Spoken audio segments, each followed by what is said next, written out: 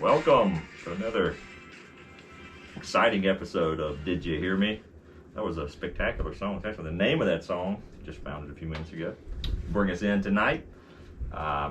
Your host Sleezy here with my other two co-hosts. We got PackMan. Hello, hello. And of course, the sheriff who's feeling some type of way tonight. My future is bright.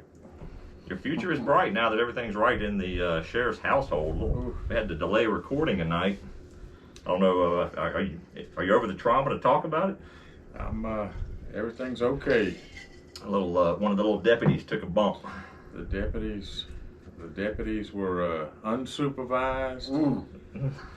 They had. Remember, this could be used against you in court. That's it. They were supervised, but at a moment's glance, they were.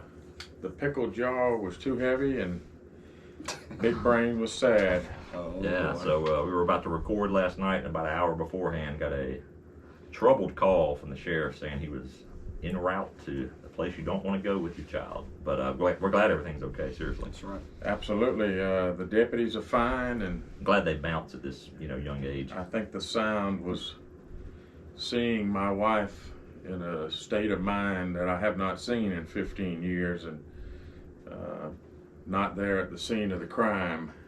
Yeah, that's interesting. It's not a good thing. With our background, when you called me last night, you were almost in Leo mode. Oh, I was in Leo mode. And I've found myself, Pack, I'm sure you have as well, when things are going, I don't know, we won't call them tragedy, because that's just a small bump that everything turned out all right. But when things are going kind of haywire, I always revert back to, the calm in the storm.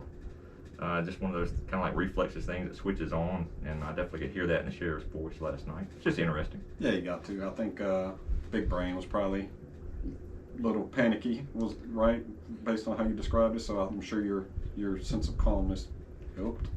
I was trying to be handy and not my usual handsy. There you go. With a little shout out the shirt. Sheriff's got the shirt on tonight. Check him out. Check it out. But I was in the garage doing man stuff with a late fall clean out of the spirits and all the Halloween madness. And then Big Brain was running around in the garage in circles saying, "We need to go." Yeah, there's a lot of negatives with the profession, but I think that's one of the positives is Absolutely. Being able to switch in a moment of chaos, being able to switch into the moment of calm because of all the things that we unfortunately had to deal with. And I did want to shout out our sketch artist, Leo Jones. Okay. For getting us past a wreck as well. I got you. In the heartland of the classic city. Tracking. Well, that's a good segue to our drink of the week. PackMan, tell us what we got. Man, a little classic city lager. This comes from, what is it, Creature Comforts? Yeah. Athens Creature Comforts. Yeah. They're opening up a tap house in Los Angeles. I've heard wind of this. Yeah, so they're big time now. So we're going to crack open a little classic city lager. Yeah, I've had this before, and I think their slogan for it probably describes it best. Good cold beer, It's not something that's going to,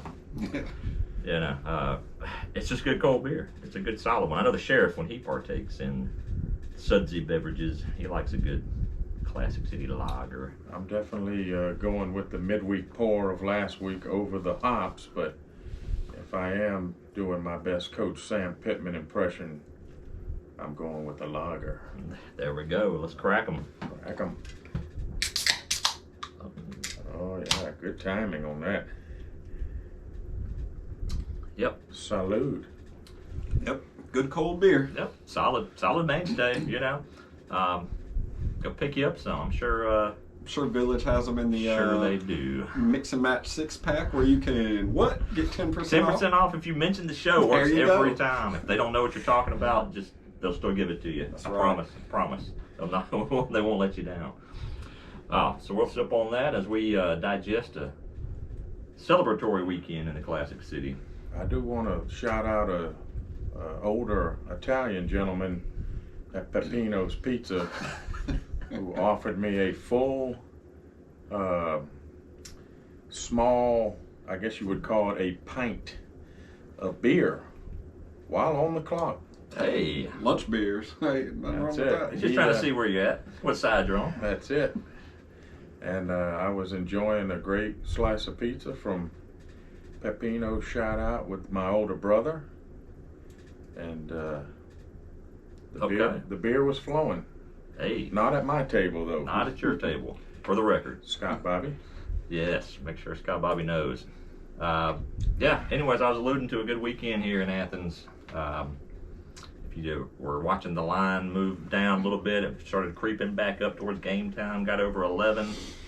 And then the actual teams took the field where it actually matters. And after that first drive that Ole Miss had against the Dogs, which was a little concerning, but then when I saw the Dogs' first drive, I was not worrying at all because I was we at least can outscore them because their defense was, I don't know if they made the trip from Oxford. Yeah, I was expecting more of an offensive showing from them. And, you know, as we'll see later in the text thread of integrity, I did expect it to be closer than it was. I did go with the over. I thought it was going to be high scoring on both ends. Good call on that. Well, the over anyway. Yeah. That's what the experts said. I was there in the drizzle, just enough to piss you off. Yeah? But yeah, I think everybody was hunting a shootout. Well, they did. Thankfully, on the Georgia side, they had the shootout. Yeah. They sure did. Almost got the over just on one team. Yeah, interesting pattern that's developed this year for the defense, almost needing to get warmed up first couple of drives for whatever reason. That is because they definitely made the corrections, made the adjustments, which is what you want from a good football team, to make adjustments when you're not making the stops that you want to. So kudos to them for doing that because after those first couple drives, they really played very well. Yeah. Shout out to our beautiful coach with the receding hairline who said there was no halftime adjustments. Okay. And that is about the time my YouTube shut off because I said, our man is not being very forthcoming. Yeah. I saw a lot of adjustments. There were. I agree with you. It was, I think the most eye-opening thing to me was with the healthy offense, getting the key pieces back, how, I won't say that it changed everything, but it was noticeable. Very crisp. Yeah, and also it helps when you have your receivers open by 10 yards for whatever. I don't know what the game plan was with the lane train. I think he was focusing on fake punts and going forward in weird situations. Yeah, didn't bring enough tracks to get all the way through the second quarter because I think we had 28 to 17 at the half, and then it kept getting uglier from there. Yeah, it's a good day when old Brock Vandergriff gets some snaps at the end. You know you've had a good day. And, I'm going to go ahead and call myself out. I wasn't a huge believer in the extraterrestrial quarterback at the beginning of the season. Not that I didn't believe. I just needed to see it, and I've seen it. He's the main thing that impresses me is he takes care of the ball. Whereas Stetson was the cowboy back there throwing some shots from time to time that made you very frustrated with him, even though he was, obviously very good. Back-to-back national champion quarterback. Shout out. First public appearance since... he looked a little dried out. He looked something. I don't know. Yeah, I don't know. Was he on his bestest behavior? He looked like he was numb. That's what he looked like. Been trying to get things straight. I do hope he figures it out because he was doing well in the Rams camp before whatever happened. They won't really talk about happened. Hush, hush. Hush, hush. But it was cool to see a lot of former players back on the TV. All of the Eagles defense, the Philadelphia Eagles defense in attendance, it seemed like, with all the Georgia players on their team back for the game in Athens. So it's a big game. I hope it's not one of those big games where everybody forgets about the next game that's coming up in Tennessee next weekend, where Tennessee will be watering down the grass, trying to tear somebody's ACL out, as they do every time we go there. That's it. A lot of yellow golf balls and mustard will be available as well. That's right. So I hope the Dogs are ready for next week, because this was probably with the schedule they were given this year, this probably was the crown jewel. And what a primetime game day here. Time to make a statement when everybody's asking if they're really that good. Are they really deserving to be up in the top 4, really, or even the top 2? They really came out and made a statement, so I was glad for that. Go Dogs. Yeah, go Dogs. I'm excited. 2 more wins, and they set the win streak record for SEC team. It's in the bag. It was what my stat guy told me. Yeah. Who was me on the couch Saturday watching and saw the stat come up. So shout out to the stat guy. A lot of silence and peace for the stat guy at the moment. Yeah, special agent has flown to southern Texas below Houston for the week, so I'm here just trying to survive. Trying to survive. That's it. I just had some heated up cold meat. Somehow I heated it up and it was still cold, but put it on. Found some, in true Sleezy fashion. Was going to try to make a shout out to Papa Sleezy for some smoked deer meat. So I was going to try to make a semi-barbecue sandwich, but hot dog buns were on sale. So I had a barbecue, hot dog, smoked deer sandwich, I guess you call it. Reminiscent of the King when he was here talking about eating hot dog buns and letting the dog out. Him and Mo. That's right. Yeah. So anyways, we're surviving. Safe travels to the special agent. I do want to say I will not get back the hour of my life that I wasted and can never get back from watching most of the second half of the Michigan-Penn State game. That was some terrible football. Yeah, kind of favored our friends in Frankfurt, Germany. We need some listeners. The NFL game was a similar. We'll have to call Lars, our German listener, and see if he went to the game. Concerningly enough, we did come up with some Chinese listeners this past week. Okay, suspicious. Yeah, espionage, I think. Trying to get to the American secrets that we have. That's it. But that game, geez.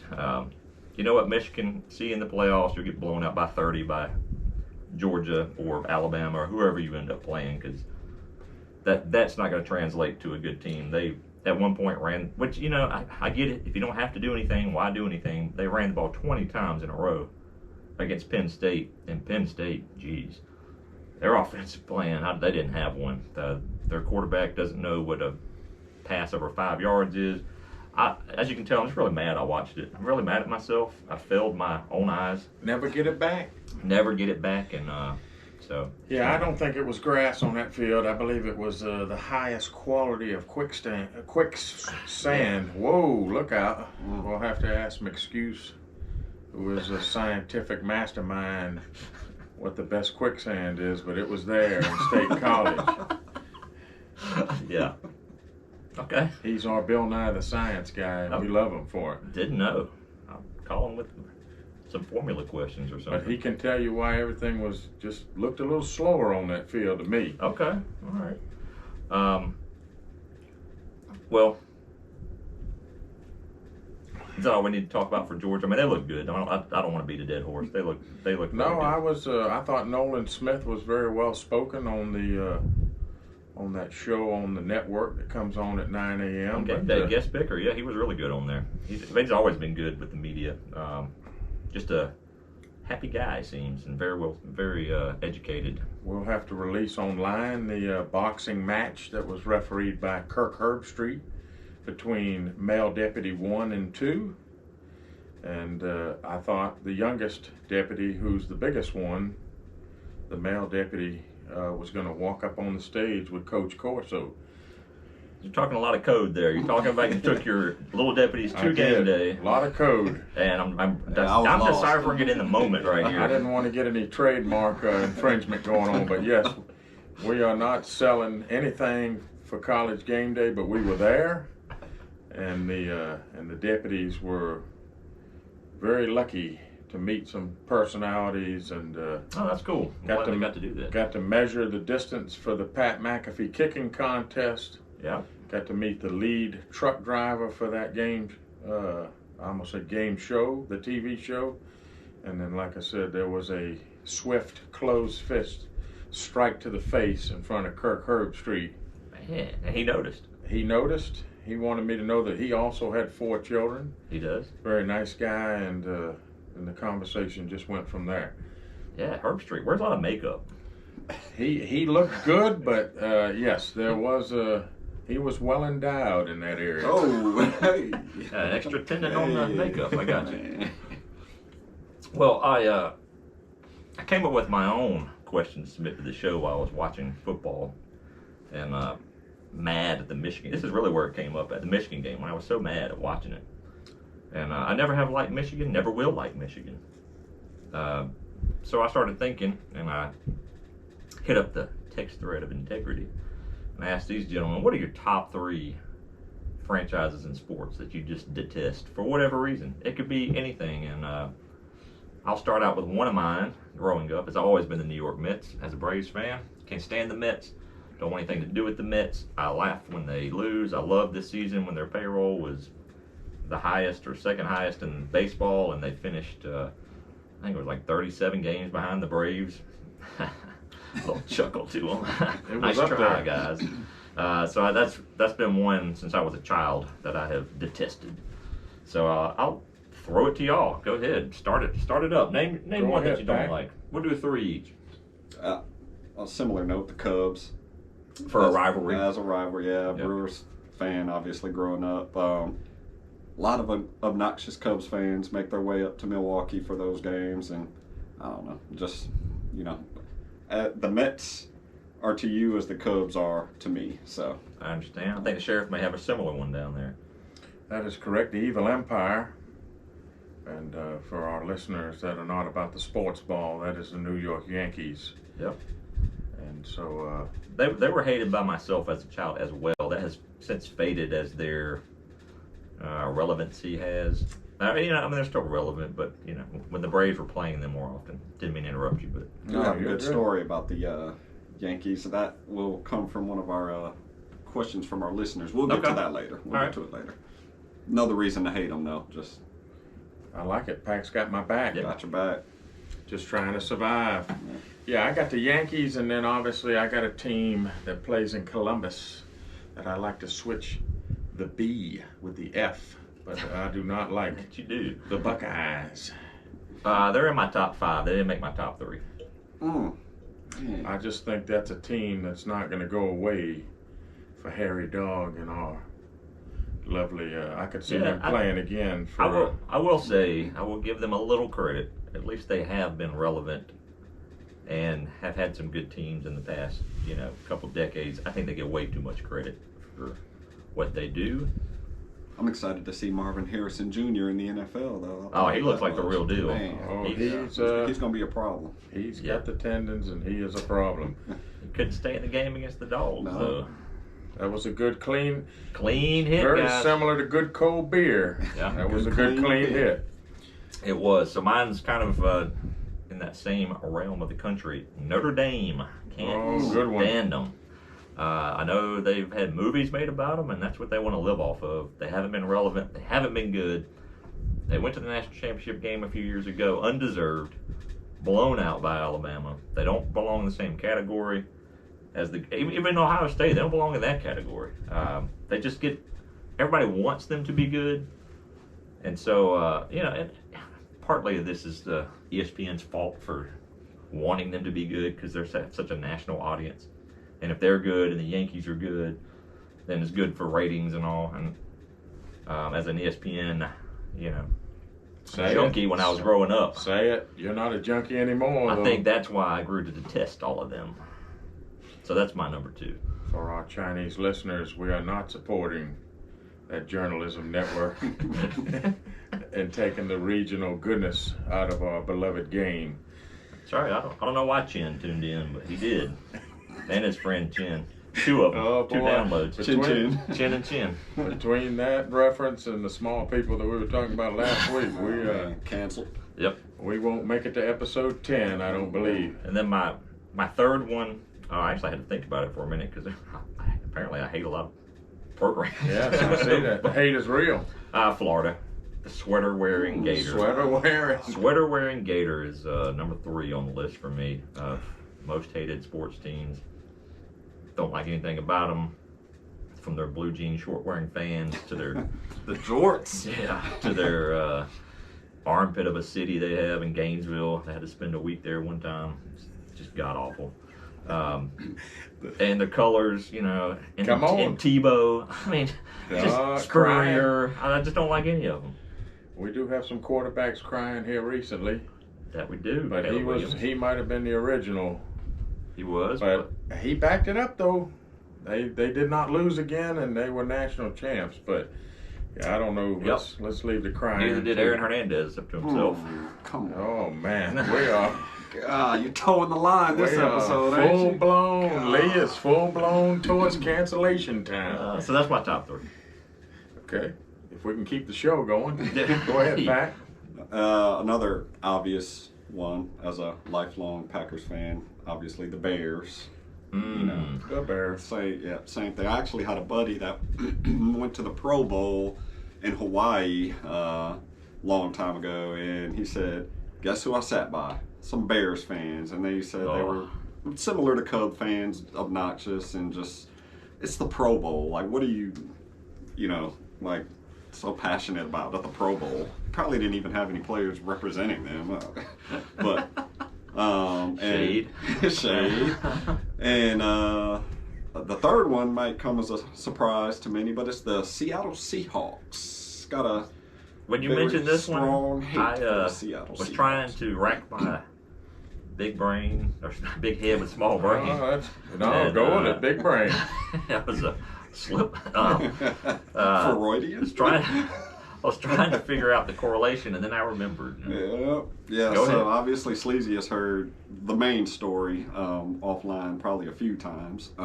You tend to tell it. I have not heard it. No, you hadn't. But there's actual like football related. Well, what are those first? Yeah, we'll get into those. So first of all, this is back in the Brett Favre days. You remember? Matt Hasselbeck was the quarterback, and they were playing the Packers in the playoffs, going into overtime. Hasselbeck says, "We want the ball, and we're going to score." Yep. Of course, we picked 6 them to win it. So that always stuck out. Yeah, classic moment. Stuck out in my mind. You know, that didn't make me hate them, but it's a memory of them. Another playoff game. We were winning. We ended up losing in overtime. That stung. They recovered an onside kick, scored, and they beat us in overtime. That's a bad memory. And then another bad memory is if you remember the umpire or the referee strike from 10, 11 years ago. Oh boy, Fail Mary. Fail Mary. The Fail Mary. The last game of the replacement refs was the Fail Mary. The Seahawks and the Packers. They were, of course, losing through a Hail Mary that was intercepted by every account. Every person that saw the game saw that we intercepted the ball. One of the referees ruled it an interception. One of the replacement refs ruled it a touchdown, and they talked and they ruled it a touchdown. So that was the end of the. Was that a Golden Tate case? It probably was. Yeah, somebody from Notre Dame. There we go. It's all connected. It's all connected. No, but the real reason, and this is the story that Sleazy's referring to that he's heard several times that I tell. So several years ago, Doc Lolliday and I were out to dinner at a restaurant in Atlanta called Nikolai's Roof. I don't know if it's still open or exists, but it was a fancy, I want to say French restaurant. Sounds like the pinkies were up, Pack. Pinkies were up. If you went there, it was fancy. This is the kind of place. With the table next to us, it was the guy's birthday, old white guy, and he got cufflinks for his birthday. And he was so happy. So this is the kind of place that we're talking about. Like, the privilege was dripping off of him. Yeah, so it's at the top of some hotel in Atlanta. I can't quite remember, but the name of the restaurant is Nikolai's Roof. Have to look and see if it's still open. So I'm working on it, Pack. We're sitting there. My back is like kind of to the elevator where we came in, and Doc Lolliday is facing that way, and she goes, "Don't turn around, don't look." But there's this old guy back there who keeps staring at me, like making eyes at me, smiling at me. He winked at me, and I'm like, that's ridiculous. Like, we're out here on our anniversary date. I know where this is going. So anyway, we enjoy our $1 billion dinner, it seemed, and we're getting ready to leave. We're walking. Paid in cash. Yeah, that's right. That's it. Excuse me. Walking back to the elevators, and I'm, you know, scanning the room, seeing all the rich people that, I mean, we stick out like bad. So I'm looking everybody over, and we get to one table right by the elevator, and I'm like, oh man, that's cool. So we get to the elevator. I'm like, I tell Doc Lolliday, I'm like, man, did you see that guy there in that, I don't remember what he had, a sweater vest? And she was like, yeah. And I'm like, yeah, that's Pete Carroll. Yes, He's the coach of the Seahawks. And she was like, that's the guy who was winking and making eyes at me. I said, dirty dog. I knew he was dirty. That's it. Was he chewing gum? He had some young girl there with him. Of course he did. Yeah. So, Urban Meyer style. Yeah, exactly. We do still have Nikolai's Roof located in the Hilton, Atlanta. Okay. Closed. A classic pencil move here. Closed on Sunday and Monday. Opens tomorrow at 17:30 hours Leo time. Well, there you go. Go to Nikolai's Roof. Maybe Pete Carroll will try to steal your wife. Maybe Pete Carroll will. No love. Be making the knees quiver. No love. No love for Pete Carroll. No love for the Seahawks. No love for anything related to Pete Carroll. So yeah. Pete has the diabetes shoes and the regular amount of tendons. So there we go. And that's a true story. I know it sounds like very sensationalized, but that's I believe a true story.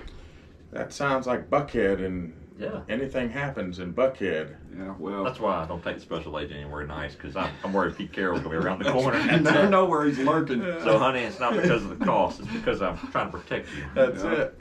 It's just gonna be deer hot dogs for you for the rest of your life. On the way down the elevator, I got to thinking, though, I'm like, well, maybe how can I play this to my advantage? Inside track. But Pete, if you're listening, Doc Lolliday is a beautiful young lady, and he knows. He could take her out. We need you to buy a shirt. Yeah, that's right. Yeah, that's right. Slide in the DMs, Pete. Get you a handsy, not handy shirt. There you go. I was just wondering why a man with the nickname of Barry is so upset with Chicago. That's what I'm trying to figure out. Duly noted here in the Classic City, nickname is the senator from that city. Or was he a senator in Chicago? Yeah, you're talking about our Obama, 43rd president. That's 44th? Right. The old street nickname of PackMan. He doesn't like Chicago where he served, though. Yeah, we've right. gathered that. That was PackMan's nickname from the local clientele here in Athens. When he was very appropriately named with the suavemente personality. Yeah. So, did you name your third franchise there, or team? I didn't. We can just add the Yankees again, or any New York team. And obviously, Auburn is a good one that we haven't mentioned. You know, actually, I talked to Special Agent about that. You know, like, I don't like Auburn, but I don't know. They're tolerable to the palate. Yeah, it's like kind of like Alabama. Like, I don't like them, but I respect them. Like, you know, their school, or, you know, their football program and all that. Yeah, the traditions are real. I think it feels genuine. Yeah, I don't, when you said New York Mets, I was just, with this current revival of disguises and recording glasses on the sideline, I could only think of one Bobby Valentine coming out in the clown gear after he got ejected. That was an all-timer there. I'm going to say that was early 2000s. Yep. We're waiting on technology here. Keep it going, Sheriff. Hey. I was waiting for Sleezy to chime in on the clown outfit with the fake mustache. I had a little technical difficulty I had to take care of. Wouldn't have known I was gone unless I got called out. Thought you were coming back in disguise like Bobby V. Bobby V, yeah, that was a classic moment of clownery for that franchise. Just something they would do.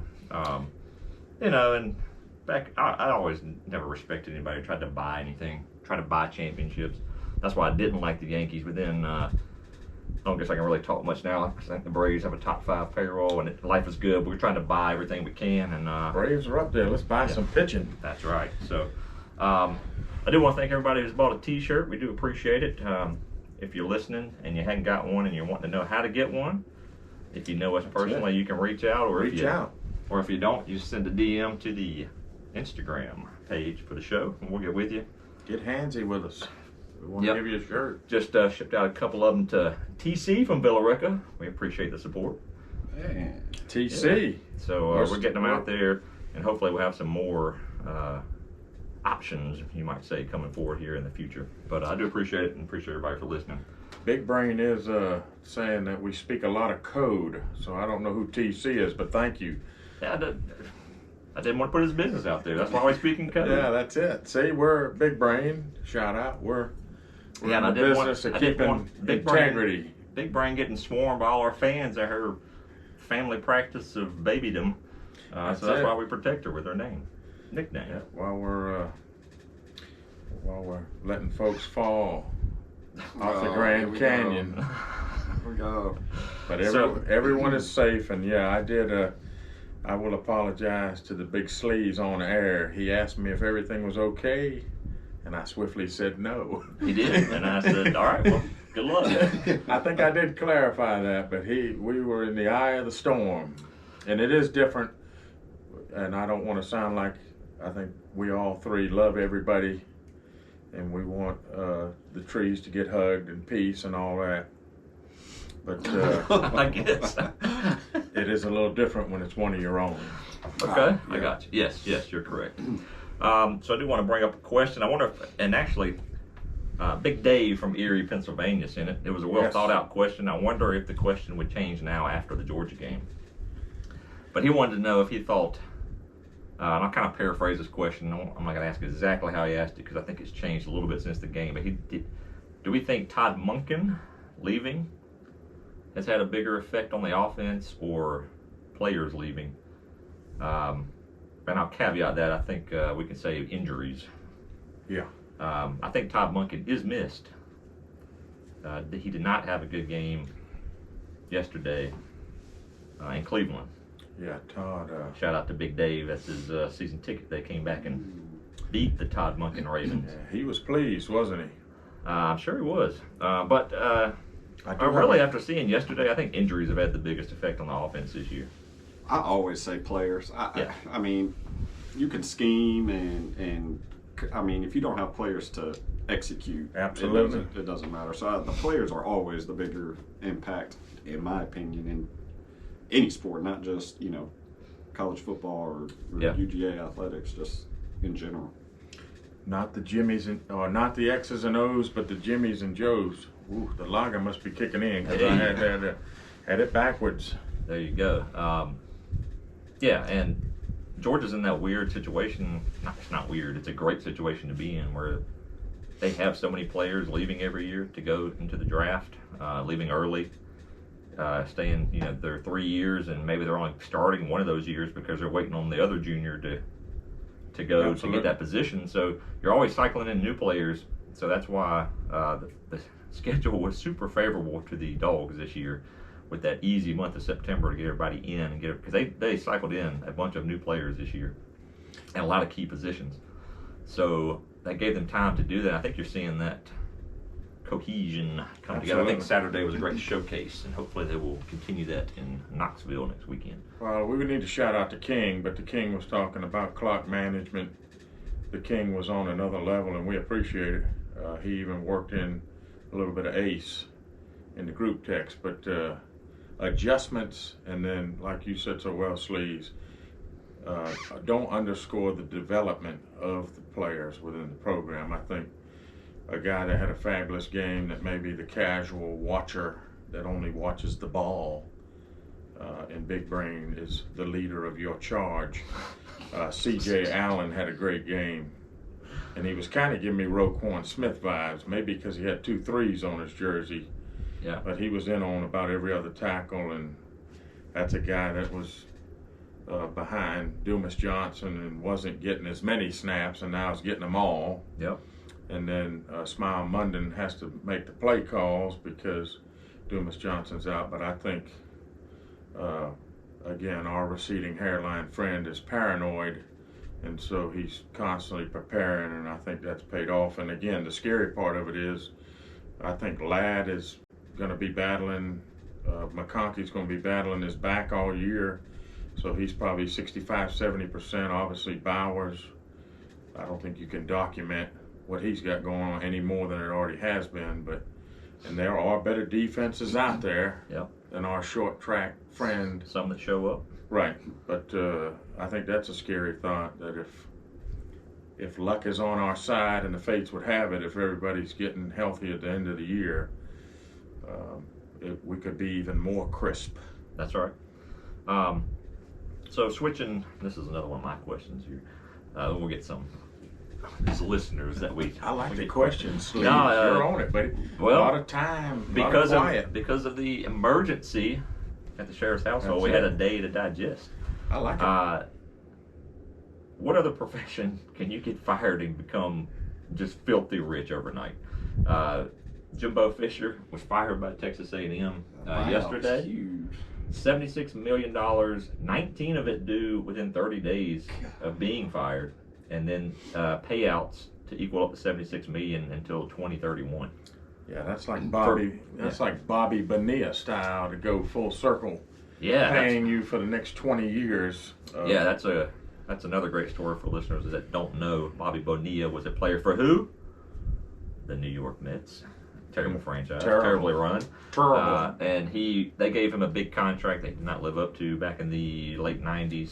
Yeah, and they bought him out instead of, he wasn't owed that much money. It was like, at the time it was more, but what, $10 million?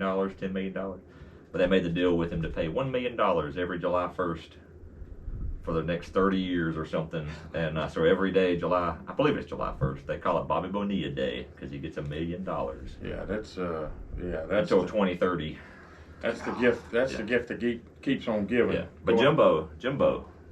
Go ahead, Pack. I can see you waiting there with bated breath. No, not at all. For some of that money. Yeah, no. I mean, I guess that's the equivalent of like a severance package for a regular working person like us, but of course our severance packages are I can get down with that package. Yeah, but usually the severance package is for when the company's downside. It's not your fault. What if you just went into your job and sucked, and we're like, you know what, Jer, we'll call him Jer. Come on, Jer. Milwaukee's best. I've been underperforming. Why don't you just give me $1 million and I'll leave? And hey, I'm all for it. I would be too. But instead, I'm underperforming, and they just keep me there. So, what's the difference? That's not factual, Barry. You are very good at what you do.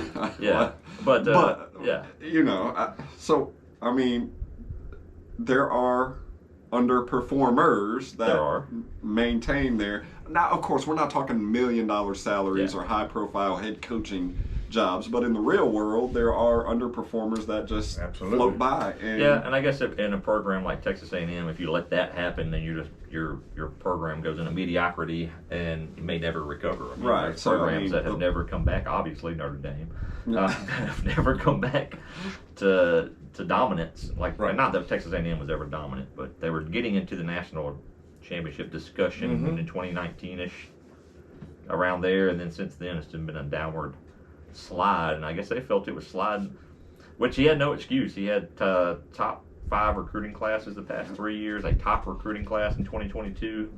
Yeah, he had as many 5-star players as Georgia, Alabama, Ohio State. Wow, Texas is obviously, if we're talking about oil and football, Texas is the place to be, and obviously our Western partners there. Obviously, I'm biased, and I think this part of the country is the best.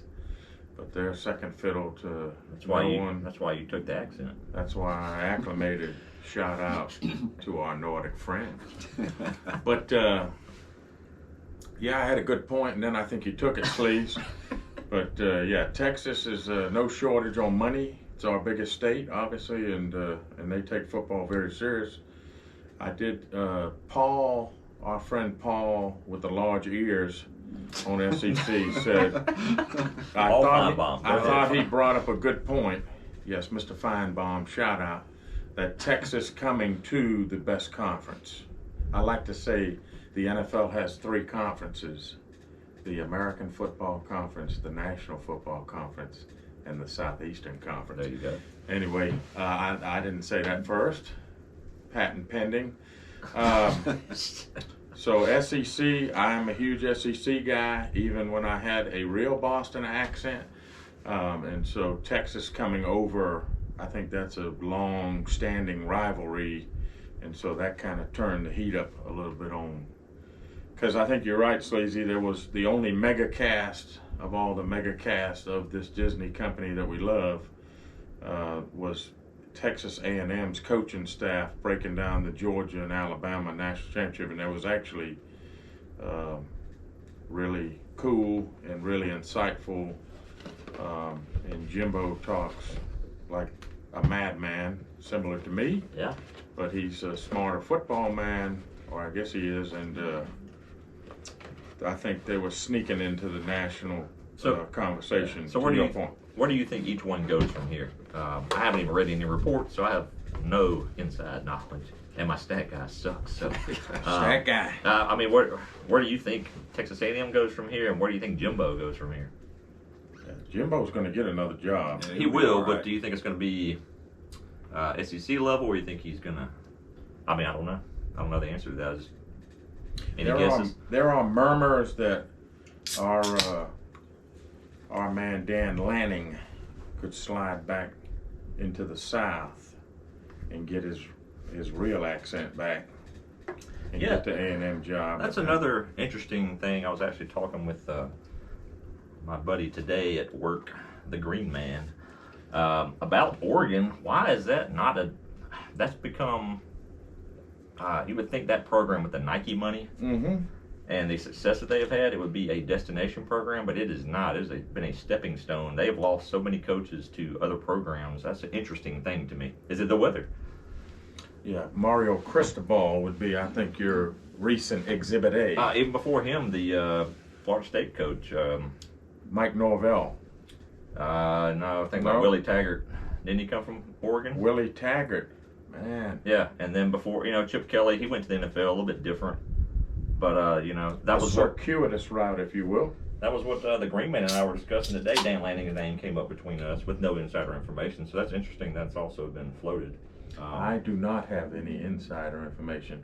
But I think my all-time favorite interview, and he had a bunch of them, chicken on the stick, there's too many to mention, with our friend Ed O. I think he had like a $16, $15, $18 million buyout, and he asked the athletic director which door he wanted to leave out of. That's correct. You get that much money without having to work and have the pressure, and I don't know. It's interesting. It's an interesting world. What a world. Yeah, that I definitely am not a part of, but I'm a big fan of watching all the drama. There's no money in college football. Yeah, if you talk to NCAA, there's not. Yeah, the student athletes. We shall wink, wink. Yeah, we will not digress into that. PackMan, you got any questions for us from the listeners? Man, I do. Sorry, I surprised you there. You did surprise me. I got sipping on that second Classic City Lager there. It's good cold beer. Yeah. I got a bunch actually. Shout out MK Ultra, as Viking Chris calls her. Little birdie told me that she cracked into her wine advent calendar a little early, and a lot of these questions were drunken. And the podcast came to her mind first. Came to her mind first. So, MK Ultra, we're not going to be able to get to all of these. She sent like 12. Thank you. Let's pick out the top three. We'll do that. Yeah, we'll. Or at least for this week. Okay. All right. Here's one of hers, and this will kind of segue back into my Yankees story. She says, "Have you ever asked someone for their autograph?" Yes is the answer. Did I do it again? No, because it's the most uncomfortable thing that I've ever done. And just a quick story. I was with my cousin in Florida. We went to the Jaguars practice where he lived at, and we had footballs, and we asked one of the players, and he signed it, and to much of my dismay, he's a Georgia Tech player. Didn't know who he was, but he signed it and put Georgia Tech at the bottom of it, so threw that football away. Anyways. Did he put Ramblin' Wreck, a hell of an engineer? He didn't, but anyways, that was the only time, and it was uncomfortable. I don't like asking people, like, I don't know. Go ahead. I've talked to him. Yeah, thank you, MK Ultra, and obviously her thumbs had not got into the wine. But yeah, I have one story of a very popular pancake joint. Shout out to my older brother, just above what was Foxborough Stadium, now Gillette Stadium.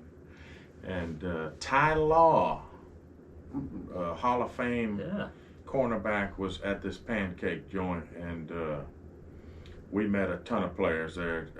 I don't even know if the pancakes were good. I can't remember because I had a different accent then. But a lot of players were there in their SUVs, and they looked like giants to me at that age. But yeah, my brother was like a shark with blood in the water. He's quieter than me. He talks normal and doesn't ramble on in circuitous ways like me. But he asked Ty Law for his autograph, and I didn't get it.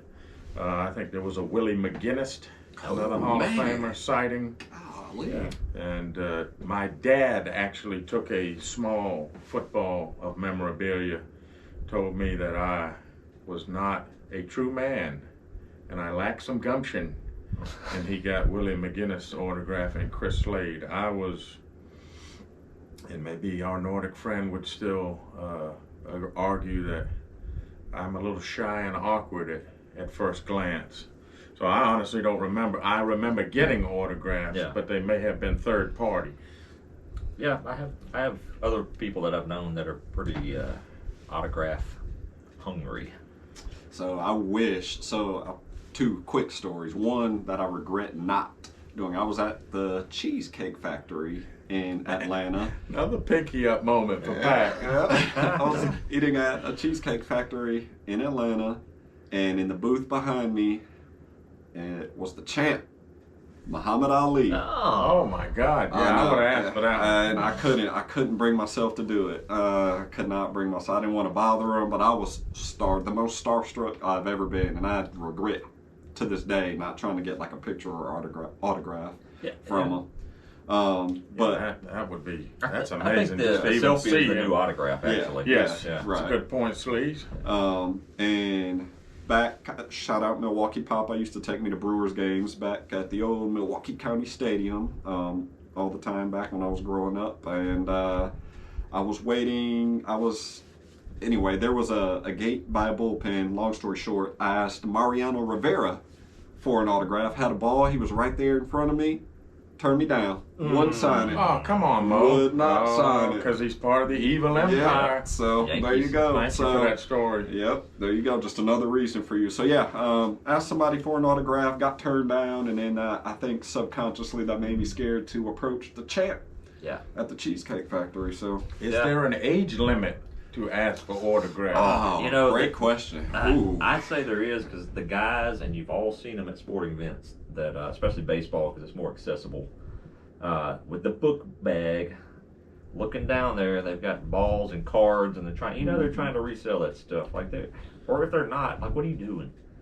Can I add that home run catching guy? If I knew his name, I'd start cursing, and we would definitely get him canceled. But Jeffrey Mayer, the bald white guy that goes to all the games with a glove. You do not need to be a grown-ass man at a baseball game with a glove, and then he's like committing battery on children to get the balls, and then posting it on YouTube. And I don't know. Every time I just turn him on anytime I want to experience hypertension. Okay. Because he's like an overgrown child. I'm adding him to my list of most hated franchises. It's Zach something. He's the no need for a shout out. Baseball guy, or I don't know, he's an idiot. Yeah. Get a real job. Yeah, I think it's great that the kids want one, and I think that's great. I think there is an age limit. Yeah, I agree. I don't know what the number is, but I don't either. Probably when you start liking girls. And I love you should move on. When you need antiperspirant, when you need antiperspirant, and hair is in places, quit asking for autographs. I don't know. If I could go back, I'd try to get Muhammad Ali. And I was, obviously, when I moved down here, I was an adult. So I was in my early 20s probably. So I was an adult when I moved. So here. would you rather had an autograph or a selfie with him? You know, I don't know that a selfie was a thing back then. Like now, I think I would. Come on, Boomer. Oh man. Yeah, I know. We got an age alert here. Selfie. Yeah. That's what all the young people are doing nowadays. It would be cool to have a picture of me and Muhammad Ali. Yeah, absolutely. On my wall, hanging up right here behind us in the Did You Hear Me podcast studio. I mean, you know, that Yeah, would be cool. so maybe I'm talking out both sides of my mouth, because if I could have a picture with Spencer Strider, I would, but it'd have to be the right environment. I don't think I'd bother him at the Cheesecake Factory. Right, at dinner. But Muhammad Ali is transcendent. Yeah. It's super American awkward athlete. though, because like I was at the Boston Aquarium. Shout out Big Brain's first trip back to Boston, and Petey, Dustin Pedroia was there, and the entire aquarium was following him around. And no one would. Everyone was like hovering and whispering, but no one would ask him because he was. Yeah. Of course, he's at an aquarium. He's with his wife, and I think he had 2 or 3 boys. Yeah. Another reason I don't take special aid out very much. The success of the podcast, I'm worried we're just and you get recognized. Every mobs follow you. Yeah, so that's dangerous. I get Could that be a lot, Swifty status notoriety. All right, let's one more from MK Ultra. Sorry, we're only gonna get to a couple. And I'll pick, what's one item you can't live without? What you think, Sheriff? One item you can't live without.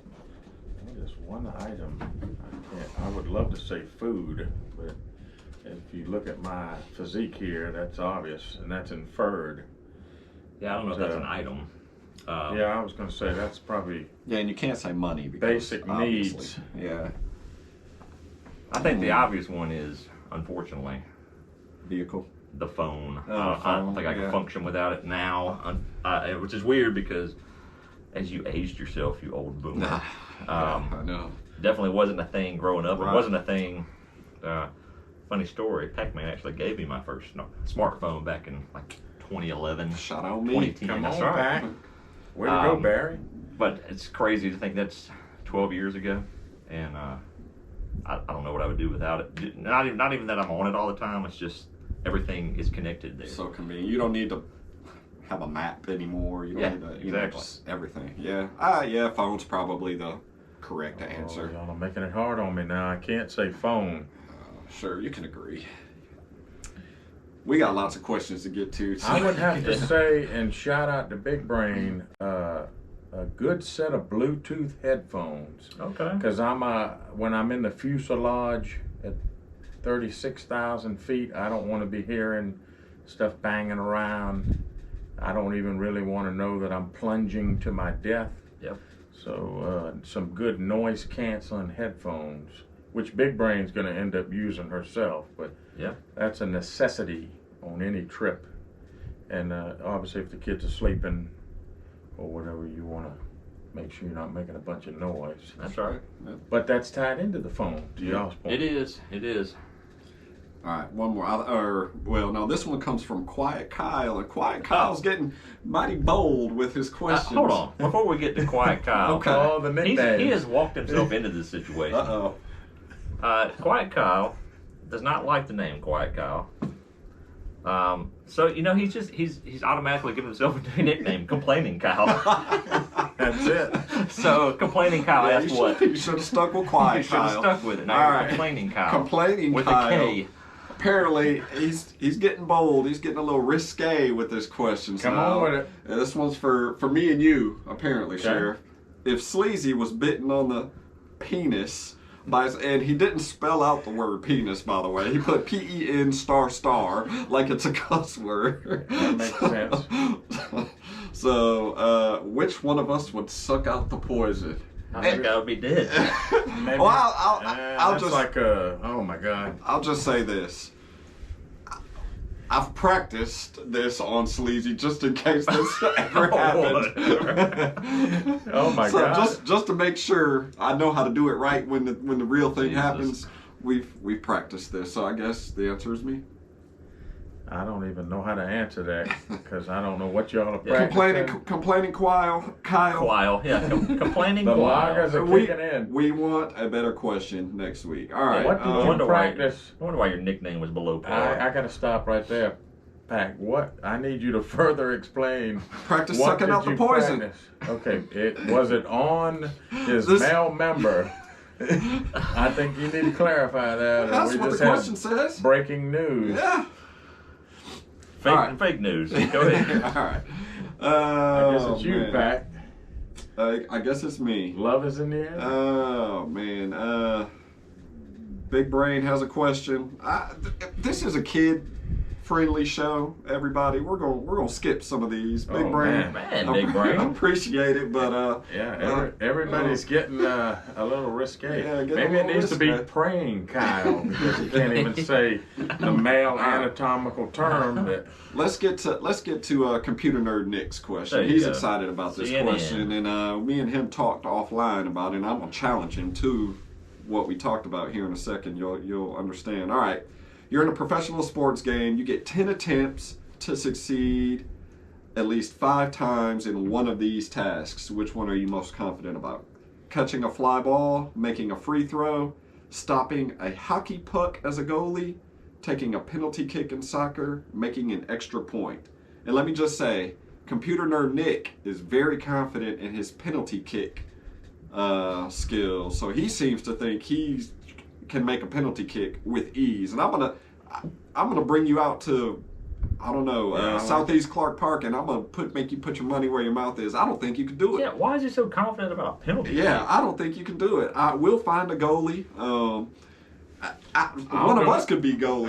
And I don't think you're making 5 out of 10. That's 50%. Willing to bet. That's I got the girth for a goal. So I'll make it quick. I'm making 5 out of 10 free throws. I think I'm shooting probably 70%. This is during a game though. Crowd.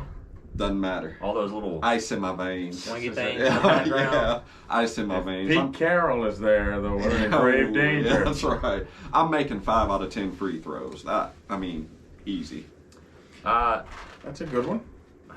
I mean, if I practiced, I guess I could do. I think you did say no practice. Oh, just no right practice. now. Fly balls. Just cold. Just you're called up. You got to.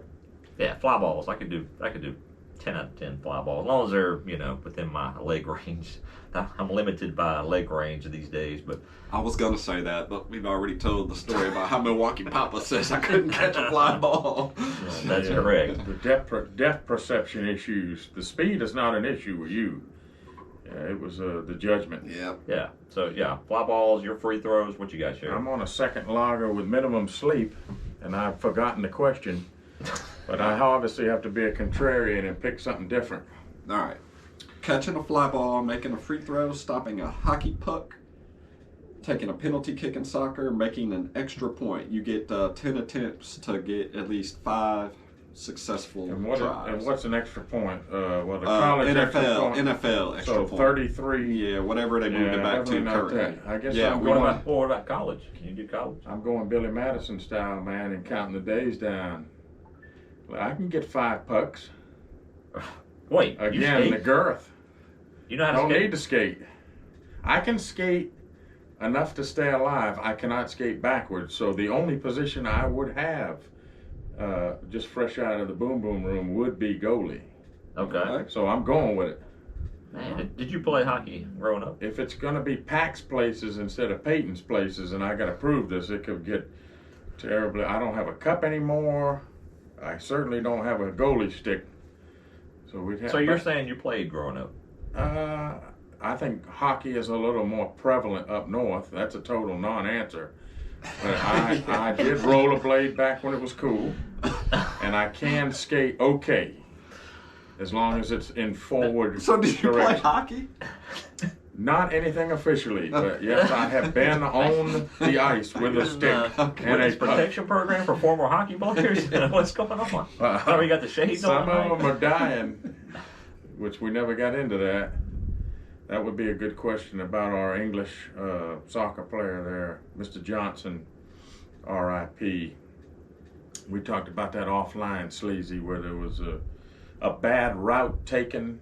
I guess it would be similar to like a tackle in football in like the secondary, and then a leg was stuck out. And again, I don't want to be. I'm taking this in a terrible direction, in a morbid mood. Yeah, whatever I'm trying to say. But there was a high skate. Ah, gotcha. And we talked about this offline, but this is a hot topic on the socials. As far as should there be criminal charges, was it a dirty play? But I do follow hockey. I do think they have the best playoffs. Can I stop $5? Who knows? But I'm taking it. Okay. I'm doubling down. Yes, sir. And Computer Nerd Nick, put your money where your mouth is. Yeah. I want to see we're going to, Sheriff has agreed to play goalie. He has. We'll bring the cameras out. We'll put it on the gram, put it on YouTube, and we'll see if you're going to make 5 penalty kicks. Yep. If I got the girth on any surface is obviously what I'm saying. All right. There you go. There's more questions, but I think for time's sake. Thank you, MK Ultra. We'll get to some. Those were pretty good. Computer Nerd Nick always comes through with a good Always question. comes through with a Complaining good question. Kyle. Come on, bud. Yeah, step it up. Step it up. Number one. Number one. Question for Sleezy. Yeah. I'm going to butcher it. ¿Dónde está la biblioteca? Sí.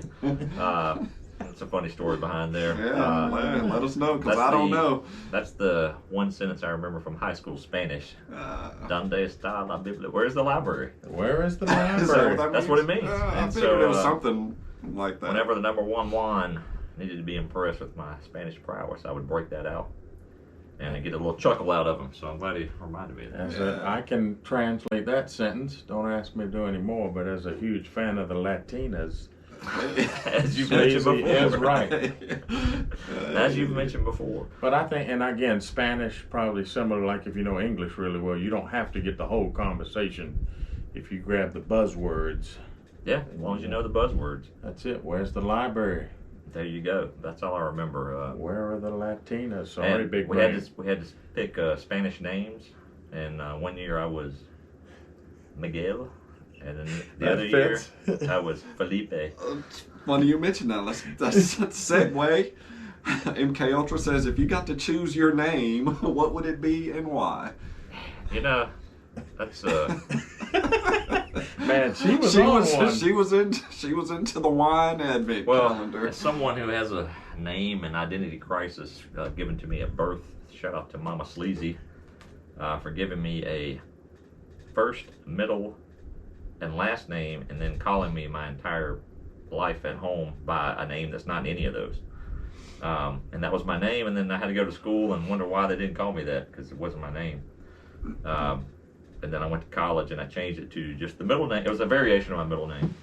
Changed it to just my middle name to make it easier. That was still hard, so then I just gave up. And yeah, I was flabbergasted when our children, the deputy's assistant principal, asked me if I knew so-and-so.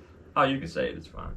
And I said, who in the hell is Andy? Yep, that's it. And so I don't know. Maybe you can answer this for me. Is that a Southern thing? Because when I moved down here, lots of people went by their middle names, and I'm like, well, why is it your middle name? And Rye Kayak Guy. Yep, he's another one. He's another one. Goes by his middle name, and I'm like, well, why do you go by your middle name? He says, that's my mom. Yeah, that's and I asked my mom, and she said she liked the name, and I said, well, why did you name me that? Right. I'm guilty as charged, though. But it's fine. My daughter. I've dealt with it through therapy. I'm good. Yeah, my daughter, Millie, that's not any of her names. She's Camille Eris Barnett. Wow, get your pinkies up. Shout out. Camille Eris Barnett, and she's Millie. So she's one that has a name that's not her name. I think there's a logical explanation for that. Obviously, it's the tail end of Camille. Yeah, so we wanted to name her Millie, but we are way off topic. But we wanted to name her Millie. Come on with it, Doc Holiday. But, we wanted her to have... we felt like when she got to be an adult, she might not like the name Millie. So I don't think this is a hot take for anybody that listens to Did You Hear Me, but I think nicknames, the more nicknames, I think the closer you are to the person. Does that make sense? Yeah. So we got plenty of those code names, nicknames floating around. But that's right. So back to the question. I think mine might be Little Bitty. That's another episode. Another episode. Yeah, we can assess Big Brain's question then. Yeah. About what location of the body. Yeah. But if I were to pick a name, there's a lot of good strong names out there. Big Dave from Erie, his son's name is Roman. Yes. That's a name right there. But I don't know if I could pull that off. Be able to look at me and wonder why I have that name. That's a good dog name too. If it's a working dog. Yeah. Scott Bobby. I don't know. Well, I mean, I've never thought about. Yeah, that's an interesting question. But I will say, fits you, Pack. I will say, one time in one of my work groups I was in, there was a period of time where everybody's last name had 2 capital letters. It was, I don't know if I can say them, but it was. I got you, like McScuse. Well, McGee, LaValle, DeWitt. There were just a bunch, so I coined myself Le Barnet. There you go. So it was, I gave myself a nice French name. French listeners, yeah.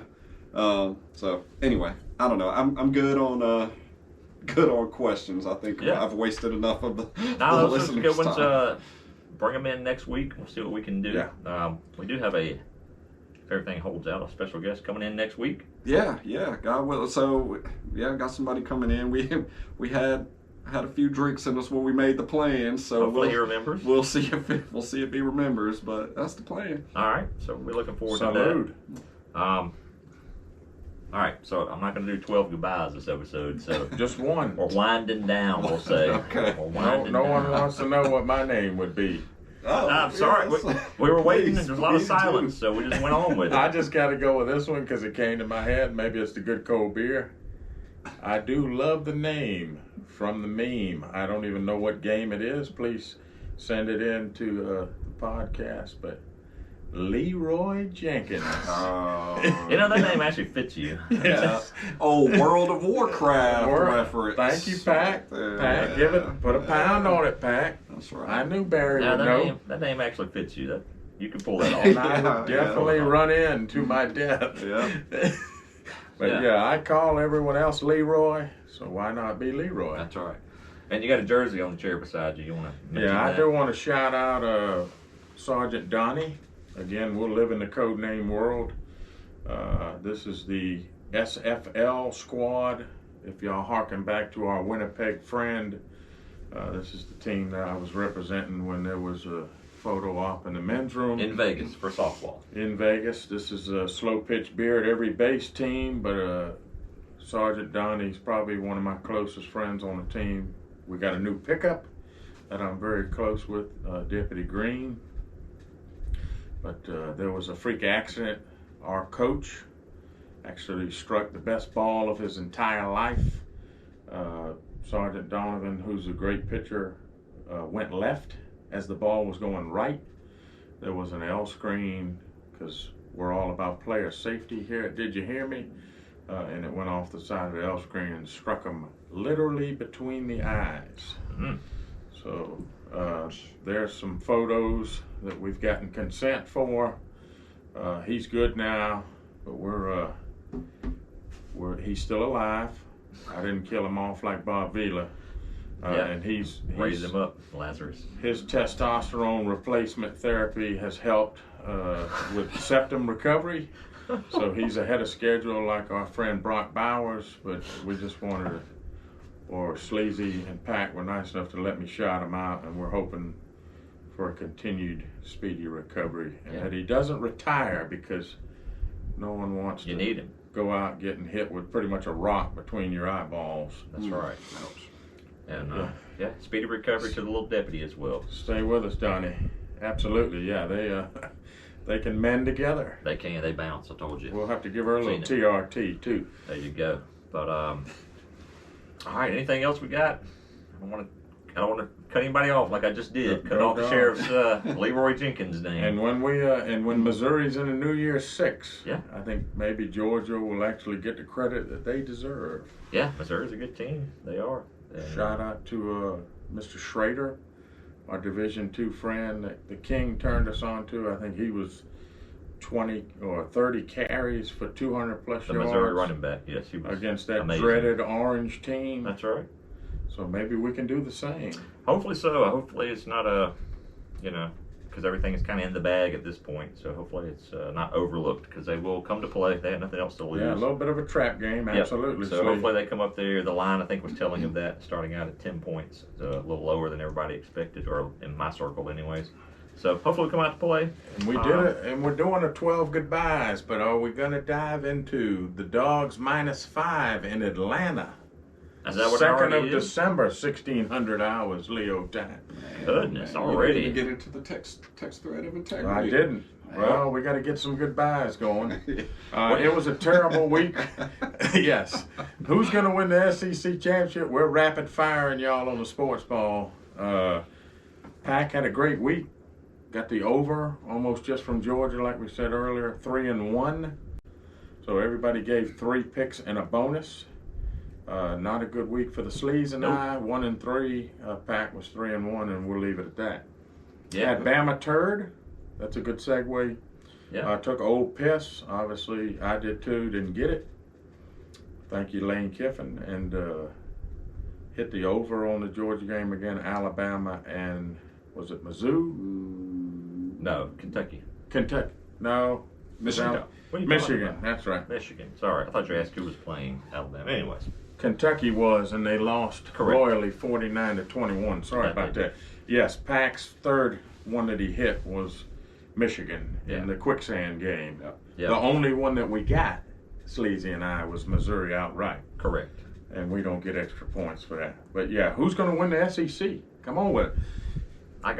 Obviously, I want the dogs to win. I got to digest that as we get closer. Okay, little tease. Little tease. We will get to it. We got our pinkies up. That's right. Like Doc Lolliday. We'll get into maybe next week. We get into our. I think all 3 of us talked offline about some in or out what if scenarios. Yeah, that was. I don't know if we got time this week, but interesting. If it plays out. You know what?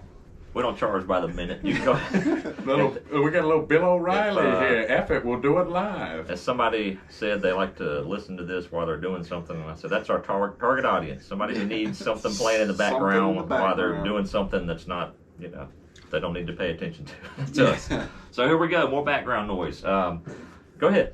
Yeah. So just threw the hypothetical out there. Let's say either Michigan or Ohio State wins out. One of them will lose, obviously, but let's say one of those wins out. So the Big Ten has an undefeated champion. Big Ten has an undefeated champion. Yeah. Washington wins out. Pac-10 undefeated champion. Florida State wins out. ACC undefeated champion. Pac-10, all right, Sleeves, dating yourself a little bit there. Pac-2 right now, really, but Pac-12. Pac-12, whatever. So they have 2 teams right now. Yeah, the numbers aren't right for anybody. I just like picking on you. Those 3 undefeated conference champions, yes. Right? Hypothetically, Georgia loses to Alabama in the SEC championship. And you have a got a one-loss SEC team. Yep, but Alabama is the conference champion. Just make sure everybody's on the same page. Yep, thank you. And in this hypothetical scenario, Texas also wins out, who beat Alabama. Big 12, that's their number. Yeah. Go ahead. So, my man. Assuming the 3 undefeated conference champions are in, who's the 4th? Yeah, so alluding to what you just said, I think you have to put in the 3 undefeated conference champions. So, to your point, it leaves 1 spot left. 1 spot left. Are you putting in Alabama or Georgia? I think, and then... Or Texas.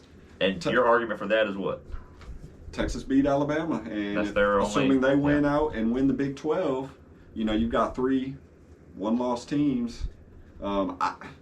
Georgia's out. I mean, are they getting the benefit of the doubt because they're back-to-back champs, I guess? Can't. Yeah. Right. So I think if you put everything down on paper as they're supposed to do, the resume test, Georgia's loss to Alabama would be not as bad as Alabama's home loss to Texas. However, whoa, we're shoveling deep into the ground now. Yeah, I like it. Oops, then with that logic, Texas's road win at Alabama is a good win, but their loss is way worse, especially with the way Oklahoma keeps playing. I done knocked Sergeant Donovan to the ground. Hold on, my blood pressure's going up. My point is good loss. Give me a break. Sorry, I said that down the street and around the corner. There is no such thing as a good loss, but sorry, Sleazy, go ahead. There's not. There's a worse loss. Okay. There's none of that. There's wins and there's nothing. Go ahead. But we all know everybody is slave to the moment, and I think momentum in a season plays a lot into who the best team is at that time. That's fair. Alabama will have won if they beat Georgia, they'll have won 8 or 9 in a row at that point, something like that. Doesn't matter. They would have won a bunch convincingly. and they would have beat the best team in the nation at the time, which would be a de facto playoff game, I think you could argue. Right. Which is not necessarily fair, but it is what it is. And next year we'll have to worry about it because everybody and their mom's getting Yeah, that's right. So. Yeah, if ifs and buts were candy and nuts, we'd all have a Merry Christmas. But God, he's fired up over there. I'm second lager. Sorry, but yeah, there's going to be chaos, and that's why we watch. Yeah, I mean, it's kind of like that car accident you were talking about. Go ahead, Pack. No, who's your fourth? I mean, what? You know, obviously, Bama turds in. That Alabama would be in. That's who they would pick. Who I think should be in, lining everybody up. I think Georgia should still be in, but they lose at the most crucial time, right before the picks are made. And it also depends on how that game goes. You know, if it's a classic Georgia-Alabama game, back and forth, as a lot of those have been. I mean, I don't care if it's double overtime and Georgia loses. I mean, you can't. I don't know how. All things considered, they're equal enough. Both with one loss, both play in the SEC, and Alabama wins the head-to-head and is the conference champion. I don't know how you don't pick them. I agree. I think they'll be picked. The SEC champion is getting in the playoff. Yeah, I don't think that's ever not happened. And that would be Bama turd in this hypothetical universe where the moon's made out of cheese. Yep, that's right. Just keep winning. Yeah, that's it. Correct. That's all you gotta do. That's it. Like I said, it's I love the question. I don't think we're going to get a Pac-10. Shout out Sleezy. I don't think we're going to get that. I'm quacking and quacking and quacking all the way. So then you're going to have a one-loss. Yeah, I think that's going to happen. Yes. But why are we not using our eyeballs? It beats the hell out of me because strength of schedule, strength of record. They're going to do it tomorrow on our Disney-owned lovely journalist. They're going to release the rankings and they're going to talk about this, that, and the third. How are the teams playing on the field? Yeah, but I think if you get in that, then you're always going to pick the same powerhouses because Alabama should always be good. Right. Now, whether or not that translates on the field, it hasn't as well as Georgia this year. But they've looked really good. Admittedly, they have looked really good. Yes. They've been playing some lesser teams here lately, but they look really good. And that's what I think we're going to get into with this 12-team playoff. I think you're always going to have 5 to 8 schools that are always going to be in the playoff because the argument's always going to be, well, they had these losses, but. Yeah. And that's the eyeball test, which when you only have 4 slots, I think that's part of the situation, but I think you also have to look at the dreaded resume, which does get overplayed. I do agree it does get overplayed. Thank you. And overanalyzed, but you have to look at that because you only have 4 slots. You got to break some sort of tie. Correct, but that's my fear. Like that term, but that's my fear when they have the 12-team playoff. You're going to have a 3-loss Ohio State in there, or a 3-loss Alabama. Notre Dame. Correct. Notre Dame's going to get the 12th slot every year. Yep. It's going to be a de facto Notre Dame. 14 losses, they're still going to get it because they look good. Their helmets touching look good. themselves to the team. I'm so fired up about this. Go out there and beat the hell out of everybody, and you don't have to worry about it. But Georgia does have to win out to Pac's question or answer or whatever just happened. Whatever, our hypothetical. Yeah, and that's kind of my beef with college football. I think maybe that's, I don't know, why I've always preferred the pro game over college. Because it kind of plays out on the field more. I mean, it doesn't matter. Like, you don't talk about strength of schedule and, like, a win is a win, and that's all that matters. Yeah, and it doesn't matter how you win or, you know. I will give college football credit. They are moving in the right direction because of that, because of the biases, because of the arguments. I don't know how this 12-team playoff is going to work, but I think it's a step in the right direction because how else are you going to solve all these arguments? Like, to your point. Yeah. On the field. On the field is where you should solve them. Yeah, some guy that's 452 years old in Texas does not need to solve this moving forward. Now, is 133 teams going to play each other?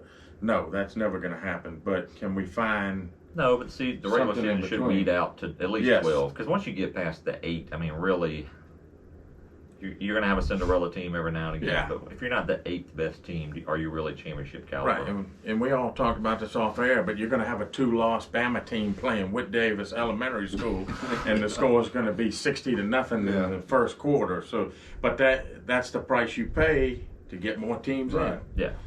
But like I said, keep winning. I think Georgia has an excellent opportunity to do it. They're peaking at the right moments. I'm going to lose all my hair when they play Bama Turd because it's never not a close game, and that's a double negative. Shout out to the South. But, I don't know. I'm fired up because Bama is lurking. The only thing I would kind of sprinkle into Pac's question is what if there's absolute pandemonium and Alabama is 4 or 5 going into the game in Atlanta, and now you have a 1v4, 1v5, and they lose a close game. What are you going to do there? You're going to drop. They lost to a potential playoff. You're essentially got 2 playoff teams. Right. If there's chaos in front of Alabama, Texas is hot garbage to me. You put Texas and Alabama on a neutral field now. That's probably what's the line on that? 15? Probably at this point. So, and that's why this is silliness because you're not accounting for the development of the players with the greatest coach of all time.